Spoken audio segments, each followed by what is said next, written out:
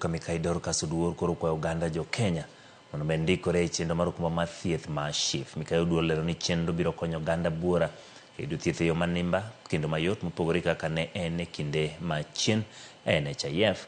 Aton Jener wach mag simano timo limbe kadak ma Kibra e ka thieth ma Kianda level 4 kama bende ne yudo thuolo ma pidho yien. Oduor onyiso geno ni ka thieth ma Kibra biro konyo Uganda kendo geng'o tuoche kuom jopiny. When I spoke to the staff, I found that they have not yet incorporated SHI and SHA, and the in charge told me that they're in the process of doing that. They'll do next week. And I think it is important because social insurance is what is going to help all of us to support our patients and our hospitals. It is only when we contribute to SHI and SHA is when now we can carry together the people who are not able to pay.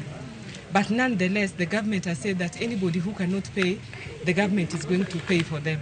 Onyalo konyo mine ma Kibira gi menye mawuok oko mar Kibira. Nikech ko ber to ji duto tebo biro kae. To un bende ubo yudo a little bit of income ka ji ubiro. Koro ber mondo wakonye, sirikal bende dhi konyo.